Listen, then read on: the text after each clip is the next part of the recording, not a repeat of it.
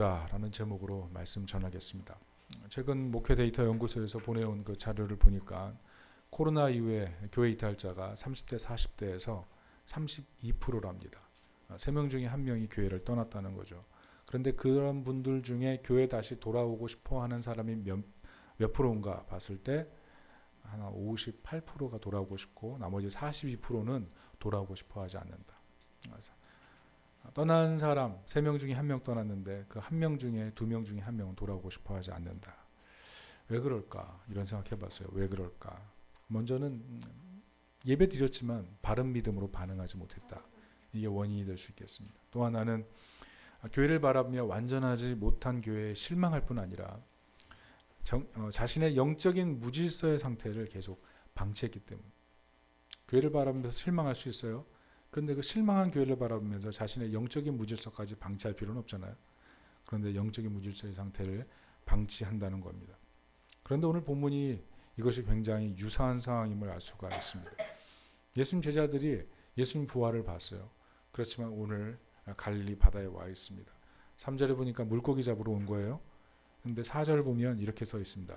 그들이 예수님인지를 알지 못하더라. 왜 이걸 써놨을까요? 분명히 예수님 부활 목격했는데요. 오늘 4절은 예수님인지를 알지 못하더라. 성경은 그냥 써 있는 게 아니에요. 의도적으로 이 말을 기록해 놓은 것입니다. 이 표현은 부활 후에 엠마오 제자들이 예수님 만나고 나서 예수님이신지를 깨닫지 못했던 것처럼 그 부활의 영광과 그 부활의 능력과 그 부활의 권능을 제자들이 깨닫지 못한 상태였더라. 그래서 그냥 물고기 잡으면서 갈릴리에 있더라. 이런 얘기입니다. 어떻게 보면 그들의 삶에 예수님 부활하신 거 알지만 영적인 깊은 무질서의 상태에 이 사람들이 들어와 있다는 것을 얘기하고 있는 거죠. 이게 중의적인 의미가 있는 겁니다. 먼저는 믿음으로 예수님께서 갈릴리에 가 있으라 하셨을 때 그 믿음으로 갈릴리에 온 건 맞아요. 이건 팩트예요. 예수님께서 부활 후에 3번이나 갈릴리에 먼저 가겠다고 제자들에게 얘기하셨기 때문에 그렇습니다. 마태복음 28장 7절에 보면 천사들이 향품을 바르러 온 여성들에게 얘기하죠. 빨리 가서 제자들에게 이르되 그가 죽은 자 가운데서 살아나셨고 너희보다 먼저 갈릴리로 가시나니 거기서 너희가 배우리라. 그리고 두 번째는 예수님께서 여자들에게 한 말씀이에요. 마태복음 28장 10절에 보면 예수께서 이르시되 무서워하지 말라 가서 내 형제들에게 갈릴리로 가라 하라. 거기서 나를 보리라. 그리고 세 번째는 천사들이 제자들과 베드로에게 얘기했습니다. 마가복음 16장 7절에 보면 가서 그의 제자들과 베드로에게 이르기를 예수께서 너희보다 먼저 갈릴리로 가시나니 거기서 배우리라. 이렇게 반복적으로 얘기했다는 거죠.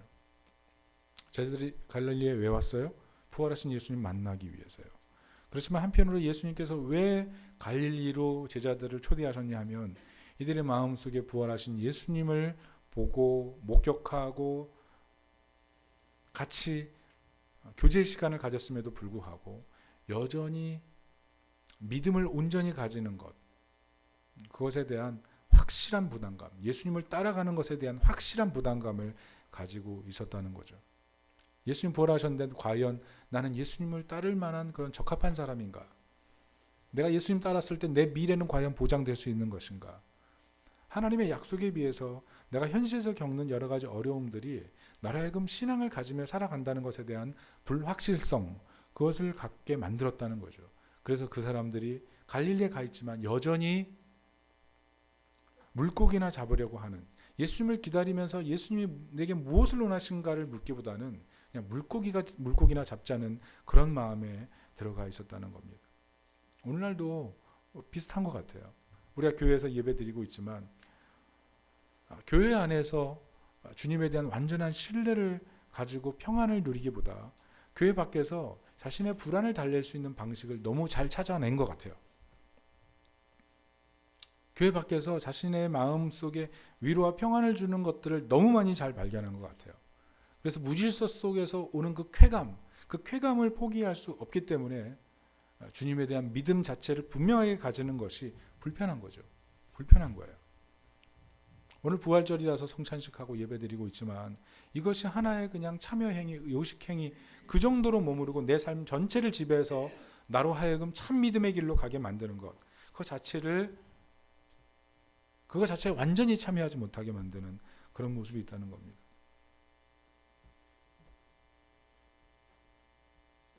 오늘 설교를 준비하면서 어떤 신문 기사를 봤어요. 거기 보니까 본 캐릭터, 본캐라 그러죠. 이 본캐가 원래는 아나운서예요. 아나운서. 그러니까 얼마나 잘 준비된 사람이겠습니까? 미래가 촉망되는 사람이죠. 치열한 경쟁을 뚫고 입사했어요. 그래서 아나운서에 예쁘고 뛰어나고 수많은 경쟁을 뚫고 왔으니 얼마나 똑똑하겠어요. 그런데 한 1년 6개월 정도 해보니까 이게 아닌 거예요. 너무 숨 막히는 거예요. 너무 치열한 거예요. 그래서 숨 돌리려고 스킨스쿠버를 시작했는데 이게 너무 좋은 거예요. 그래서 이 본캐와 부캐를 병행하기 시작했는데 어느 순간 이게 아니다 싶어서 본캐인 아나운서를 접고 스킨스쿠버를 시작해서 이제는 스킨스쿠버 강사로 새로운 인생을 살기 시작했다는 거죠. 부캐가 본캐가 된 거죠. 이분이 우리가 본캐로 처음에 들은 그 아나운서라는 직업으로 다시 돌아올 가능성이 있을까요?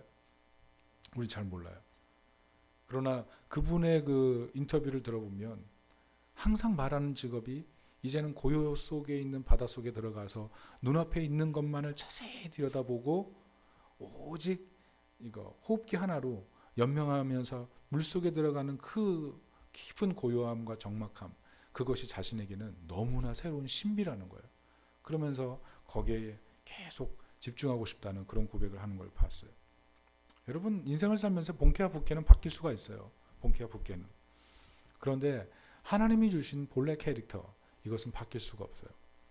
오스기니스가 소명이라는 책에서 그런 얘기를 했어요. 우리가 부가적으로 누리는 모든 소명, 그것이 정말 중요한 것이다. 그러나 하나님이 주신 본래적 사명을 잃고 부가적 소명을 따라서만 살아간다면 그 사람은 결코 만족감을 누릴 수 없다. 무슨 말이에요? 하나님께서 주신 본래적인 소명, 나를 부르신 독특한 소명, 내가 하나님의 자녀라는 영광스러운 소명 아래서 인생을 살아가려고 하는 그런 모습이 없다면 아무리 부가적인 부캐를 화려하게 갖고 있어도 결국은 흔들리고 만다는 거죠. 오늘 제자들 보세요. 본래 캐릭터가 뭐예요? 제자예요. 제자로 부름받았어요. 그런데 그 제자에 대한 본래 소명이 흔들리니까 지금 다시 고기 잡으러 돌아갔잖아요. 그러나 그 고기 잡을 때 그 사람들이 과연 만족감을 누릴 수 있었겠습니까? 그렇지 못했다는 거예요. 분명히 부활 알아요. 믿어요. 예수님 기다리고 있어요. 그런데 예수님에 대한 믿음을 가지고 살아갈 때 자신의 미래가 불확실성에 있다는 것 때문에 불편한 거예요. 분명히 제자들은 예수님 따를 때 잘 될 줄 알았거든요. 입심양명하고 부귀영화 누리고 예수님 우편과 좌편에서 세상을 호령하는 사람이 되리라고 생각했거든요. 예수 믿으면 달라진다고 생각했거든요. 그런데 예수님 십자가에서 딱 죽은 다음에 깨달은 거예요. 예수님은 세상에 성공을 주려 온 분이 아니라 구원을 주려 온 분이라는 걸 깨달은 거예요. 저는 이게 굉장히 중요하다고 생각해요. 우리가 세상을 살아가는 이유가 무엇입니까? 세상을 살아가는 이유. 세상을 살아가는 이유 잘 들여다보면 세상에서 성공하기 위해서, 승리하기 위해서 살아가거든요. 승리하기 위해 살아가요. 그런데 예수님께서 정말 우리에게 주시고자 했던 것은 무엇이냐면 구원이에요. 구원. 왜냐하면 그 구원 자체가 진정한 승리이기 때문에. 그런데 우리는 점점 어떻게 살아가냐면 우리가 살아가고 있는 이 땅의 삶을 승리하는 것, 그게 최종적인 목적이 되어 있다는 거죠. 그러니까 지금 예수님 부활하셨지만 제자들은 어떠냐 하면 더 이상 예수님 따르는 게 어떤 의미가 있는지를 제대로 찾지 못하는 거예요. 종교 지도자들과 싸울 용기도 없고 십자가 질 용기도 없고 예수님 따르면서 미래를 살아갈 수 있는 그런 자신도 별로 없는 거예요. 근데 사실 이게 우리 현대를 살아가는 그리스도인의 문제가 아닙니까? 예수님 믿으면서 어때요, 여러분? 그냥 제자의 길 가려고 하지 않잖아요. 지금 살아가고 있는 이 직장 생활만이라도 그리스도인으로 살아가는 것, 이거 자체도 힘들지 않아요? 직장 생활을 하는 것 그 자체도 이 정도만 하면 난 그리스도인이야라고 생각하면서 그렇게 살아가는 경우가 태반이지 않습니까? 왜냐하면 그리스도인으로 사는 것이 세상에서 쉽지 않은 거예요. 금요기도에도 잠깐 말씀드렸지만 예수 믿고 착하게 사는 것이 정말 어려운 거예요. 세상에서 승리를 하길 원하는데 승리라는 것을 잘 발견하지 못한다는 거죠. 그런데 하나님께서 원하시는 게 무엇입니까? 온전한 승리라는 거, 온전한 승리. 우리는 완전한 승리를 원하지만 주님이 원하시는 것은 온전한 승리. 여러분, 이 승리의 문제가 뭡니까? 승리의 문제가 무엇이냐면 우리가 세상에서 완전한 승리를 점점 요구하다 보면 나도 모르게 실패를 경험하게 된다는 거예요. 왜냐하면 완전한 승리를 하기 위해서는 지금까지 계속 지켰던 어떤 인간관계도 어느 순간엔 나의 승리를 위해서 쉽게 버려야 되거든요. 야멸차게 깨트려야 되거든요. 그게 내 승리라면. 그렇지 않겠어요? 정말 세상을 살면서 승리를 원하는데 나보다 앞서가는 사람이 있어요. 그러면 그 사람 밟고 올라서기 위해서는 그 사람과의 관계까지 깨트려야 되는 거 아니겠어요? 그게 세상에서 원하는 승리거든요. 근데 그런 승리를 할 때 진정한 만족감이 있느냐? 그렇지 않다는 거죠. 교회도 마찬가지 아니에요? 여러분, 세상에 완전한 교회가 있습니까? 없습니까? 많은 사람들이 완전한 교회를 찾지만 완전한 교회는 없잖아요. 그래서 사람들이 더 찾는 게 뭐냐면 적어도 내가 다니는 교회에서는 나에게 승리감을 줄 수 있는 교회, 그걸 찾죠. 교회 크기나 사람이나 환경이나 그런 것을 보면서 적어도 내가 승리감을 만끽하게 하는 교회, 그것이 내가 다닐 교회라고 생각하는 사람이 많다는 거죠. 그래서 승리감을 주는 교회, 그것을 찾는 사람이 많아요, 이 시대에. 근데 그 자리가 어떻게 보면은 오늘 이 제자들이 왔던 디베라 바닷가라는 거예요. 열심히 그물질 해요. 열심히 그물질. 그런데 그물질을 하지만 승리를 채우지 못하는 거예요. 여러분, 배도 있어요. 그물도 있어요. 어부도 있어요. 자연환경도 다 받쳐주고 있어요. 그런데 그물은 텅 비어 있는 상태. 이게 우리들의 고민인 거예요. 하나님 없이 승리를 원하는데 진정한 승리를 누릴 수가 없어요. 교회 떠나서 승리를 추구하는데 무질서 상태로 쾌락을 느껴서 그것 때문에 만족감이 생기는데 쾌락이 끝나고 나오는 그 엄청난 허무감, 그것을 통해서도 승리를 누릴 수가 없는 거죠. 결국 세상에서도 해결책이 없고 교회를 떠나서도 해결책이 없고, 이게 우리들의 문제 아니겠습니까? 어떻게 하면 승리할 수 있을까요? 오늘 베드로를 보면서 우리가 느끼는 건 분명해요. 예수님 부활하셨다는 걸 믿지만 여전히 해결되지 못한 상태. 예수님 믿어서 정말 내게 과연 축복이 되는가? 진정한 그분이 따를 분이 되는가? 거기에 대한 깊은 불신의 마음. 그게 베드로의 상태라는 거죠. 무엇보다도 베드로가 어땠습니까? 예수님 3번이나 부인하잖아요. 3번이나 부인하면서 예수님 저주하고 예수님 떠났는데,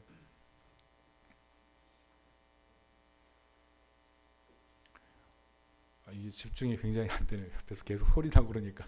여러분 집중돼요? 저는 굉장히 힘드네요. 방음을 하든지 뭔가 해야 될 것 같아요. 네, 하여튼 베드로는 이 쉽지 않은 상황이 있어요. 쉽지 않은 상황에. 그래서 오늘 예수님께서 이런 베드로를 향해서 예수님 찾아오셔서 오늘 3가지를 얘기하십니다. 이 3가지를 우리 잘 들으면서 온전한 승리의 길로 나갈 수 있길 바랍니다. 첫째는 은혜의 추억을 되짚어가라는 것입니다. 은혜의 추억을 되짚어가라. 오늘 12절 보겠습니다. 같이 읽어볼게요. 예수께서 이르시되 와서 조반을 먹으라 하시니 제자들이 주님이신 줄을 아는 고로 당신이 누구냐 감히 묻는 자가 없더라. 예수님께서 오늘 이 베드로를 회복하고 또 예수님의 부활을 본 사람들로 하여금 분명한 믿음 가운데 승리의 길을 제시하기 위해서 예수님께서 준비하셨던 것이 무엇이냐면 의도적인 회상장치예요. 의도적인 회상장치. 예수님 잡히시기 전날 밤에 무엇 하셨죠? 성만찬 하셨죠. 그리고 제 아들과 함께 같이 나누시면서 끝까지 사랑하셨어요. 끝까지 사랑. 근데 지금 상태가 어떤 상태냐면 예수님을 버리고 제자들 다 도망갔다가 오늘 다 같이 다시 모이는 날이잖아요. 다 같이 다시 모이는 날이란 말이죠. 이때 예수님께서 다시 조반을 준비하시는 거예요. 그 성만찬을 다시 기억하라는 거죠. 끝까지 사랑하면서 너희를 끝까지 응원하는 존재. 그게 바로 예수님이라는 사실을 오늘 예수님 말씀하고 싶은 거죠. 여러분, 그 남산에 가면 남산에 그 타워가 있고 그 타워 옆에 자물쇠를 다는 그런 자리가 있어요. 근데 그 자물쇠에 보면 세계 각국에 있는 사람들이 와가지고 이름을 다 써놓고 가요. 영자, 영식이 하트 그려놓고 영원히 사랑할게 쫙 써 있는데 다 와가지고 하나씩 쓰고 있고 또 어떤 사람들은 와가지고 자기가 어디 걸었는지 확인하면서 서로 몇 일째야 그러면 사진 찍고 이런 사람 다 많거든요. 왜냐하면 회상하려고. 왜냐하면 회상하는 것 자체가 사랑을 깊이 만드는 힘이 있거든요. 오늘 예수님께서 그 조반을 차려서 제자들로 하여금 깊이 예수님의 사랑을 기억하게 만드는 거예요. 주신 은혜를 중첩시키는 거죠. 우리 인생에도 보면 예수님께서 이렇게 예수님께서 주셨던 은혜를 계속 반복적으로 기억하게 하는 그런 사건들이 있는 거예요. 그 사건들을 우리가 찾아내고 그 안에서 그 주님의 사랑을 기억하고 내는 것, 기억하며 나아가는 것, 그게 필요하다는 겁니다. 최근에 눈물의 여왕이라는 그런 드라마가 있어요. 전 세계 순위 차트에 막 오르고 있는데 어떤 시사평론가가 무슨 얘기를 했냐면 이 드라마가 전 세계적으로 지금 순위 차트에 오르는 이유가 있다. 그 이유가 무엇이냐면 관습의 전복이다. 이런 얘기를 했어요. 보통 드라마는 어떤 드라마냐면 재벌 2, 3세가 가난한 여인과 결혼해서 인생이 역전되는 것, 그걸 보여주거든요. 그런데 이 드라마는 반대라는 거예요. 재벌 2, 3세가 여자고 남자는 완전 서민이라는 거예요. 보통 드라마는 남자가 다가와서 키스하는데 이 드라마는 여자가 먼저 키스를 하고, 보통 드라마에서는 시어머니 밑에서 며느리가 엄청나게 고생하는데 여기는 사위들이 엄청 고생하고, 그리고 무엇보다 프로포즈 할 때 어떻습니까? 남자들이 다가가서 여자들에게 무릎 꿇고 당신의 눈에 절대로 눈물 흘리지 않을게 이렇게 얘기하면서 프로포즈 하잖아요. 그런데 이 드라마에서는 여자가 그 프로포즈를 해요. 별로 감동이 없어요? 여자가 그 말을 해요. 그러니까 관습의 전복이죠. 관습의 전복이에요. 보통 남자들이 다 하는 건데 여자가 그것을 하거든요. 더구나 그런 여성을 위해서 남편이 사력을 다하는 거예요. 멧돼지 대신 밭을 빼하고 대신 비 다 맞고 결혼했는데도 뭐 뒤치다거리 다 하고, 이게 감동이에요. 그러니까 여성분들이 많이 좋아해요. 이 드라마를. 막 감동을 받아요. 남편에게 받지 못한 사랑을 대신 그 드라마를 통해서 막 위로받는 거죠. 관습의 전복. 그게 참 흥미진진한 거예요. 흥미진진한 거. 그런데 이 복음 이야기가 사실은 이 관습의 전복이에요. 스승과 제자는 어떻습니까? 제자가 스승 보통 찾는 거예요. 근데 예수님은 제자를 찾으러 오시잖아요.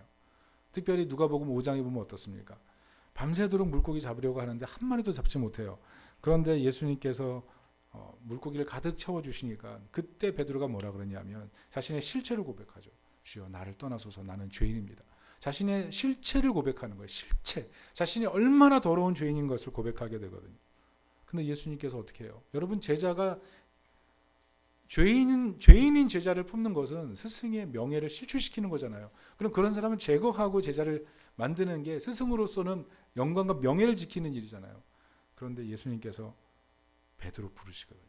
제자들 부르시거든요. 그리고 제자가 스승 섬기는데 예수님 그렇게 하지 않죠. 도리어 예수님 발을 씻기시잖아요. 관습의 전복이에요. 그래서 이 복음서에서 계속 반복적으로 나타나는 내용이 뭐냐면 관습의 전복이에요. 그래서 읽어도 재밌는 거예요. 왜? 세상의 기준과 세상의 가치와 완전 다르거든요. 오늘 디베라 바닷가도 마찬가지예요. 물고기 한 마리도 잡지 못하는데 예수님께서 나타나셔서 물고기를 가득 채워주잖아요. 왜? 제자들 사랑해서. 원래 예수님 부인하고 다 떠난 사람 아니에요. 그럼 나타나서 혼쭐을 내야죠. 근데 혼쭐을 내시지 않고 도리어 기적을 베풀어 주시잖아요. 식사를 차려주시고 실패한 베드로를 불러주시고. 여러분, 이게 굉장히 중요한 거예요. 관습의 전복. 이 관습의 전복이 왜 중요하냐면 생각해 보세요. 우리는 어떻습니까? 우리의 모습을 돌아보면 하나님께서 우리에게 복을 주실 이유가 있어요, 없어요? 어떻게 보면 우리가 하나님의 그 전능하신 크고 두려우신 그 하나님을 만난다면 여기 있는 사람들 죄 때문에 아마 다 멸망하고 말 거예요. 그런데 하나님께서 어떻게 하시냐면 계속 관습의 전복을 우리에게 보여주시거든요. 우리를 곧바로 심판하지 않으세요. 계속 은혜를 중첩시키고 계시잖아요. 그냥 은혜를 걷어가 버리시는 게 아니라 전복시키시는 거예요. 멸망시켜야 될 사람들인데 계속 전복시키셔서 이 자리까지 이끌어 오시는 것. 그게 하나님의 은혜라는 거예요. 그러니까 우리가 일상에서 해야 될 일이 뭐냐면 주님께서 내게 베푸신 그 은혜 흔적들을 찾는 것, 그것들을 기억하는 것, 그것을 반복하는 것. 이게 필요하다는 거예요. 오늘 예수님께서 실패감에 눌려있는 그 제자들을 찾아오셔서 그 일을 시작하시는 겁니다. 거기에 승리의 길이 있다는 거예요. 그 은혜를 기억하는 것. 두 번째는 주님을 향한 사랑을 고백하라는 겁니다. 오늘 본문에 보면 예수님께서 베드로를 향해 3번이나 사랑 고백을 요청하세요. 요한의 아들 시몬아, 내가 이 사람들보다 나를 더 사랑하느냐? 내가 나를 더 사랑하느냐? 여러분, 예수님께서 이렇게 질문하신다면 여러분 뭐라고 하시겠어요? 내가 정말 예수님 사랑합니다. 이렇게 고백하실 수 있겠습니까? 예수님께서 이 질문을 베드로에게 하셨던 이유가 뭐예요? 예수님을 베드로가 따랐던 이유는 사실은 예수님 때문에 세상의 영광을 다 얻고 싶었던 거잖아요. 그런데 그게 안 됐잖아요. 그게 하나도 안 됐잖아요. 그러니까 베드로가 지금 예수님 따라도 아무것도 얻을 수 없구나, 이런 큰 실망감과 더불어 자기가 예수님 따르면서 그렇게 세속적인 욕망만 가지고 있었던 사람이구나, 그런 자신의 실체를 깊이 깨달은 거예요. 그런 상황에 있는 베드로에게 예수님 물어보시나요? 네가 그것보다 나를 더 중요하게 생각하느냐 물어보잖아요. 예수님께서 만약 우리들에게 동일한 질문을 한다면 여러분 뭐라고 대답하시겠어요? 내가 지금 중요하게 생각하는 거 다 내려놓고 예수님 따를 수 있겠어요? 내가 가치 있다고 여기는 그 모든 것보다 예수님 더 사랑합니다라는 그런 고백할 수 있겠어요? 오늘 예수님께서 의도적으로 3번이나 질문하시잖아요. 그 이유가 뭐예요? 3번이나 저주하고 3번이나 예수님 부인한 베드로에게 의도적으로 3번의 질문을 통해서 자신의 마음속에 예수님을 온전히 따르지 못한 자신의 실체를 바라보면서 입술로 예수님 사랑합니다, 그 고백을 통해서 자신의 마음속에 실패를 하나씩 하나씩 지워나가기 원하셨다는 거예요. 저는 이게 굉장히 중요하다고 생각해요. 예수님 우리에게 그런 질문을 하실 때 예수님 제가 주님 사랑합니다, 이 고백 하나, 이 고백 하나, 이런 고백 하나하나들이 사실은 우리가 예수님 안에서 멈추고 예수님 안에서 실패했던 그런 상처와 실패들을 하나씩 하나씩 씻어나가는 은혜의 시간이 된다는 것입니다. 오늘 본문에 보면 베드로의 어떤 위축된 모습을 발견하잖아요. 베드로가 딱 경계선에 있거든요. 여러분 지금 베드로가 어떻습니까? 예수님이라는 그런 소식을 듣자마자 어떻게 해요? 벌거벗고 그물질 이게 막 그물 던지고 이러다가 예수님이라는 소식을 듣자마자 겉옷을 입고 뛰어내렸잖아요. 거리가 200규빗이에요. 그럼 90m거든요. 베드로 성격으로 뛰어내렸어요. 그럼 막 달려가야 되잖아요. 그런데 예수님 앞에 섰다는 기록이 없어요.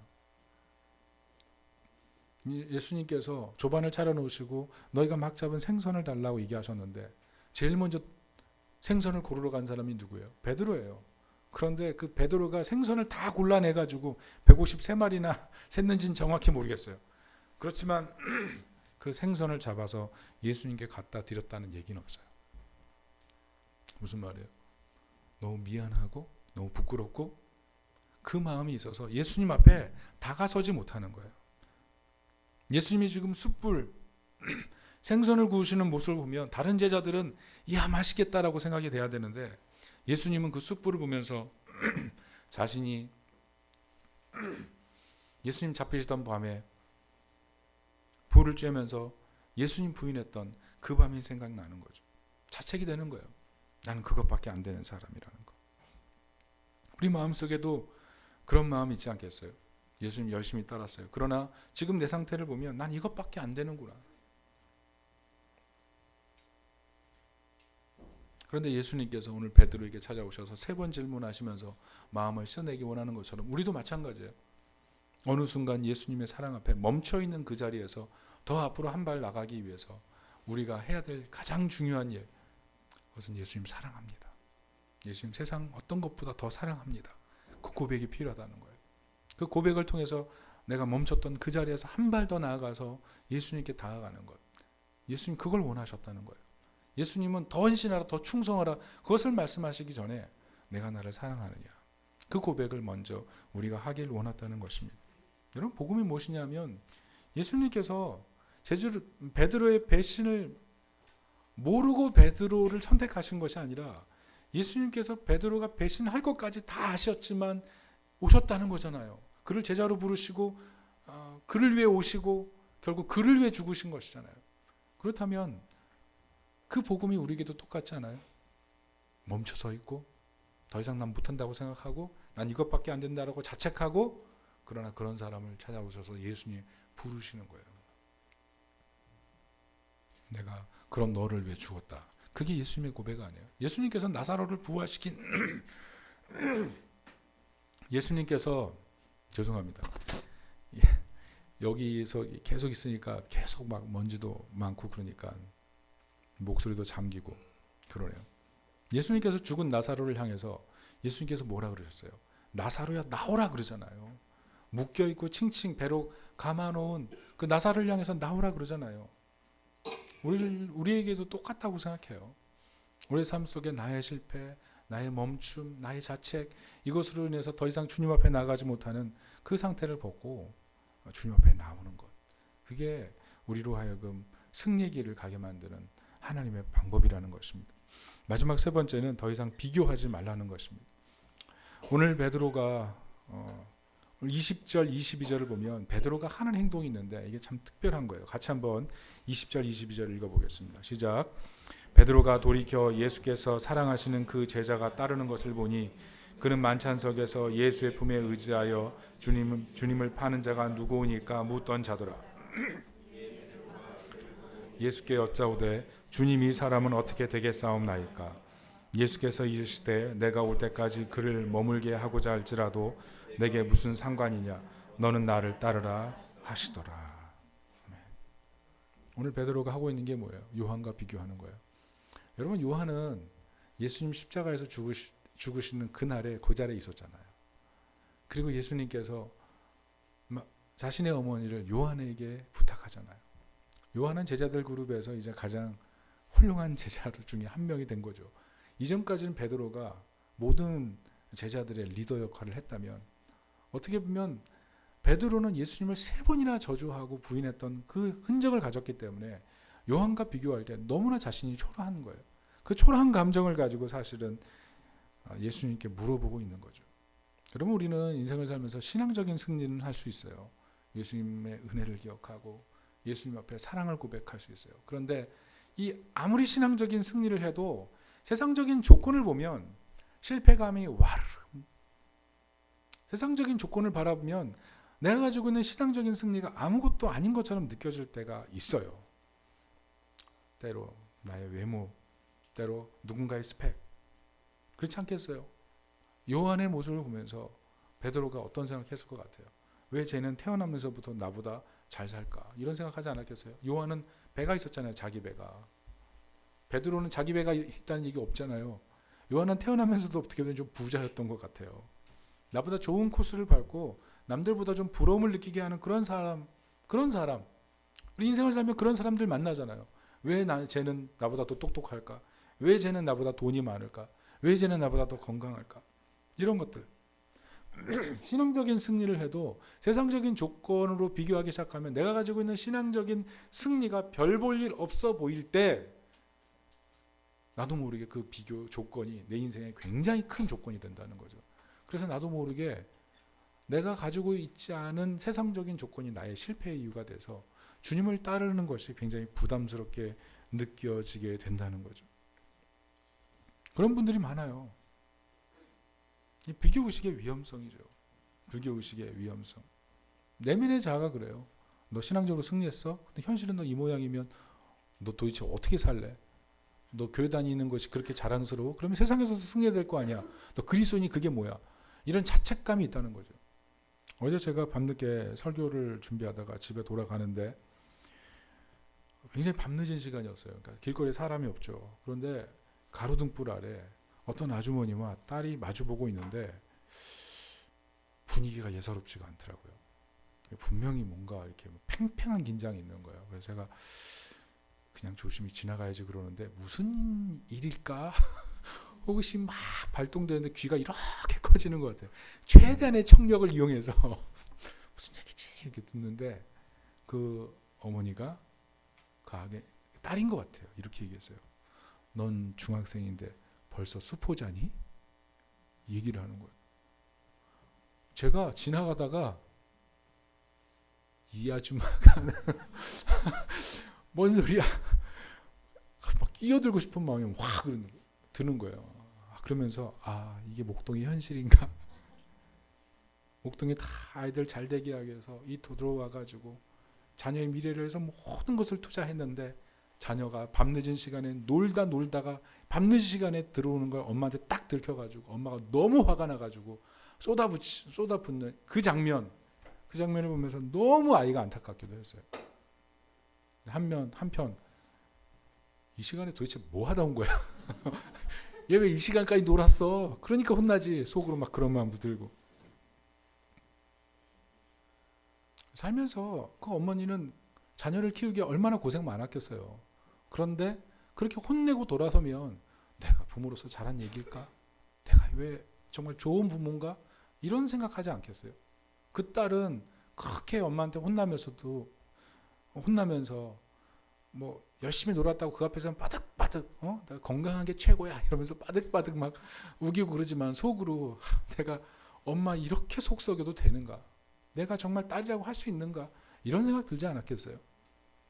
그러면서 부모는 다른 부모 비교하게 되고 딸은 다른 집안 딸 비교하면서 야, 내가 이 가정이 있어야 되나? 내가 정말 좋은 부모 맞나? 나도 모르게 얘기하게 된다는 거예요. 분명히 예수님 믿고 신앙생활하고 예배드리면서 하나님의 영광 본다 그러는데 교회를 바라보면 모임에 들어가 보면 어떤 사람을 만나보면 자기도 모르게 위축되고 나는 정말 부족한 사람이라는 끊임없는 공격이 자신을 향해 달려온다는 거죠. 그래서 복음을 잊어버리게 만든다는 거예요. 그런데 우리가 기억해야 될 것, 비교하지 말라. 오늘 예수님 뭐라 그래요? 오늘 예수님이 정말 명답을 얘기하시잖아요. 너는 나를 따르라. 다른 사람 바라보지 마. 세상적인 조건을 바라보지 마. 나를 바라봐. 여러분, 사실 우리가 세상에 살면서 정말 힘든 이유는 뭐냐면 세상적으로 승리한 사람들과 끊임없이 비교하기 때문에 그러고 세상적으로 승리한 사람들의 길로만 우리가 가려고 해서 그래요. 그런데 진정한 승리자가 누구세요? 예수 그리스도잖아요. 그분이 왕이시잖아요. 그분이 주권자시잖아요. 그분이 통치자시잖아요.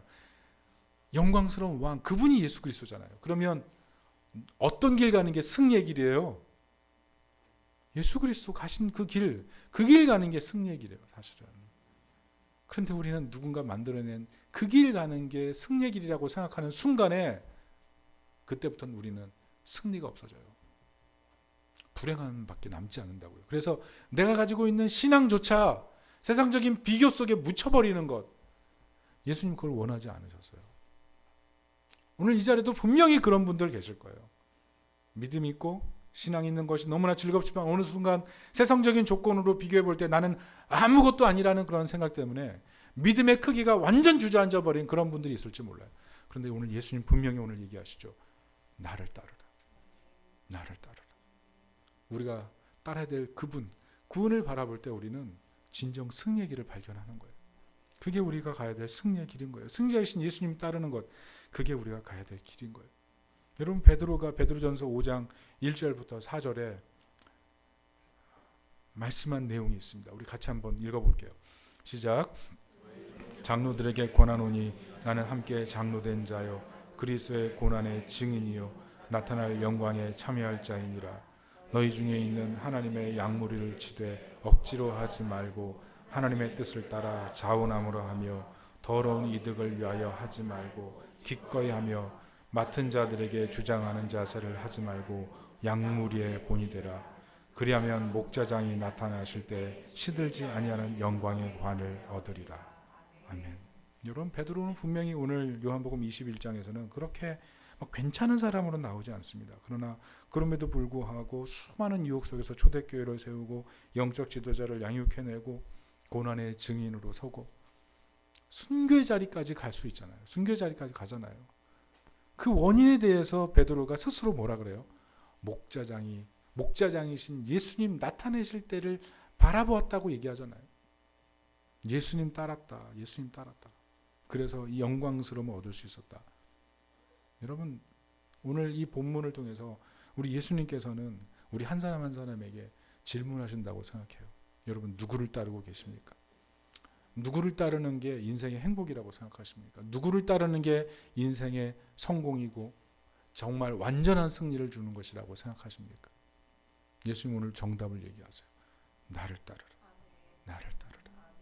그 예수님을 바라보고 예수님 따르려고 할 때 우리는 어떤 세상적인 조건에서도 흔들리지 않고 끝까지 믿음의 길 가면서 승리의 영광을 누리게 되는 것입니다. 오늘 말씀을 정리합니다. 요한의 아들 시몬아, 내가 나를 사랑하느냐? 주님이 이렇게 물어보신다면, 우리에게 물어보신다면 여러분 뭐라고 대답하겠어요? 내가 정말 주님 사랑합니다. 세상 모든 것을 포기하면서도 저는 예수님 믿겠습니다. 예수님 사랑하겠습니다. 예수님 사랑하는 것이 나의 유일한 소망입니다. 여러분, 예수님께서 왜 이야기를 하셨어요? 사랑하는 것, 예수님 사랑하는 것, 그게 진짜 승리로 가는 길이라는 거예요. 세상에서도요, 진짜 승리는 위대한 업적을 남기는 것, 그런 것도 승리라고, 성공이라고 얘기할 수 있지만, 인생을 마무리하면서 가장 후에 남는 게 뭔지 아세요? 사랑하지 못했던 걸 거예요. 사랑하지 못한 것. 그거 하나 딱 남을걸요? 여러분, 저는 며칠 전에 한화의 김승현 회장이 한화 그 개막식, 야구 개막식에 와서 그 개막식을 뭐 18 몇 년 만에 와서 이게 관전하는 그 사진을 올렸더라고요, 기자들이. 그래서 그걸 보는데 많이 늙었더라고요, 많이. 옛날엔 정말 이렇게 막 초롱초롱하고 빛났는데 많이 노쇠했어요. 근데 전 몇 년 지나면 그분 뭐 재계별로 사라지겠죠. 재계별로 사라질 때 무엇을 갖고 무엇을 남길 수 있을까요? 정말 남길 수 있는 게 뭘까요? 자녀들이 재산 남겨서 그것 때문에 정말 뭐 그것 때문에 뭐 좋아할 수도 있겠지만 본인에게는 뭐가 가장 기억에 남을까요? 여러분, 사랑이라는 걸 가지는 것, 그게 우리 인생에 있어서 정말 승리의 길이라는 것을 우리가 알아야 돼요. 무엇보다 오늘 예수님께서 나를 따르라 이렇게 얘기하십니다. 나를 따르라. 주님이 우리 한 사람을 향해서 멈춰있는 그 자리에서 주님 근처까지 왔지만 주님을 향해서 사랑합니다라고도 제대로 고백하지 못하고, 그리고 물고기도 제대로 내어놓지 못하는 그 베드로처럼 되어 있는 우리의 모습을 향해서 예수님께서 나를 따르라, 나를 따르라, 이 말씀을 들으면서 주님 앞에 온전히 설 수 있기를 예수님의 이름으로 축원합니다. 아멘. 우리 다 같이 한번 기도하겠습니다. 이 시간 기도할 때 하나님, 여러분 우리에게 정말 예수님 두 가지를 물으신다면 여러분 어떻게 하시겠습니까? 나를 따르라. 내가 다른 사람들보다 정말 나를 더 사랑하느냐 이렇게 말하신다면 우리가 뭐라고 대답하겠습니까? 오늘 이 시간에 잠잠히 주님, 제가 정말 예수님 따르고 예수님 의지하게 해주세요.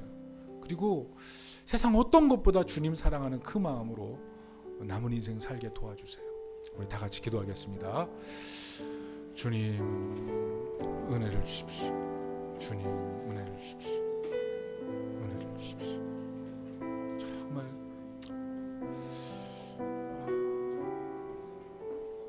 주님 은혜를 주십시오.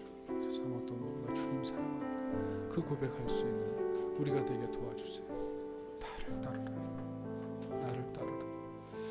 주님, 누군가를 비교하고 누군가를 바라보는 세상적인 조건이 전부인 것으로 생각하는 우리들에게 예수님 분명히 말씀하십니다. 나를 따르라, 나를 따르라. 우리가 그 예수님 따르는 우리 한 사람 한 사람 되게 도와주세요. 하나님, 과거 하나님 모든 관습을 전복시키시고 하나님 우리를 향해 찾아오신 그 예수님의 사랑, 그 사랑 앞에 우리가 주님 사랑합니다 고백할 수 있는 그 하나님의 사람 되게 도와주세요. 그래서 우리 인생을 살면서 하나님 어떤 순간 어떤 상황에도 주님과 동행하는 하나님 백성 될 수 있도록